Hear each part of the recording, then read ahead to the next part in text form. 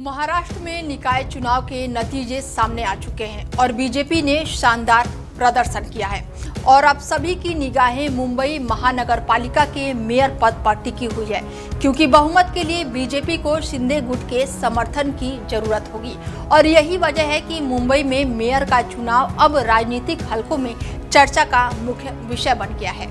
BMC चुनाव में महायुति को स्पष्ट बहुमत मिला है। बीजेपी ने 89 सीटें जीती है, जबकि एकनाथ शिंदे की गुट को शिवसेना के पास 29 सीटें हैं, यानी कि कुल 227 सदस्यीय बीएमसी में बहुमत का आंकड़ा 114 सीटें हैं। यानी कि बीजेपी अपने दम पर मेयर पद पर नहीं बैठ सकती और ऐसे में शिंदे गुट का समर्थन बीजेपी के लिए बेहद ही महत्वपूर्ण हो गया है। राजनीतिक विशेषज्ञों के अनुसार शिंदे गुट अब किंग मेकर की भूमिका निभा रहा है और इसी बीच शिंदे गुट ने अपने सभी 29 नवनिर्वाचित पार्षदों को ताज होटल में शिफ्ट कर दिया है।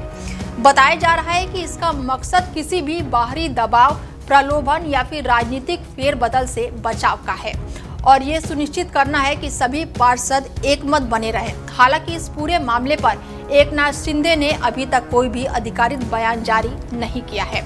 राजनीतिक माहौल बेहद ही नाजुक है और बीजेपी के लिए अब ये अहम चुनौती बन गई है कि वो शिंदे गुट के साथ तालमेल बैठाकर मेयर पद को सुनिश्चित करे। तो वहीं मुख्यमंत्री देवेंद्र फडणवीस फिलहाल देवास में हैं और उनके लौटने के बाद ही मेयर पद को फाइनल किया जाएगा और माना जा रहा है कि ये प्रक्रिया 1 सप्ताह या फिर उससे ज्यादा समय ले सकती है।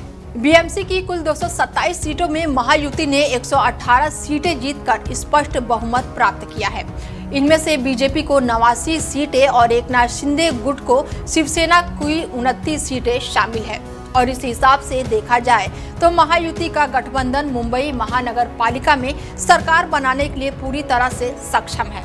वहीं विपक्षी दलों में उद्धव ठाकरे की शिवसेना को 65 सीटें मिली हैं और कांग्रेस को 24 सीट, तो वहीं असदुद्दीन ओवैसी की पार्टी को 8 सीटें मिली हैं। राज ठाकरे की मनसे को 6 सीटें, एनसीपी को 4 और समाजवादी पार्टी को 2 सीटें मिली हैं। राजनीतिक विशेषज्ञों का कहना है कि इस सीटों के गणित में शिंदे गुट की भूमिका अब किंग मेकर जैसी हो गई है।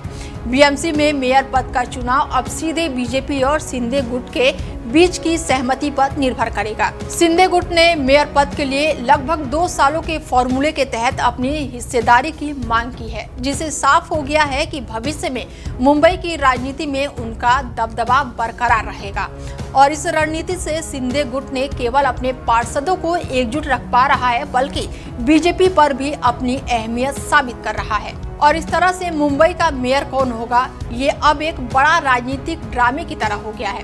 फैसला पूरी तरह से मुख्यमंत्री के लौटने और राजनीतिक चर्चाओं, बैठकों और जोड़ तोड़ के बाद ही अब सामने आएगा। शिंदे गुट की रणनीति, बीजेपी की उम्मीदें और विपक्षी दलों की चालबाजी सब मिलाकर इसे मेयर चुनाव को बेहद ही नाजुक और रोमांचक बना रहे हैं और अब देखना ये बाकी है कि कौन कितना दाव जीतता है और आखिरकार मुंबई की सबसे बड़ी कुर्सी किसके हाथ में जाएगी, ये तो अब आने वाला समय ही बताएगा।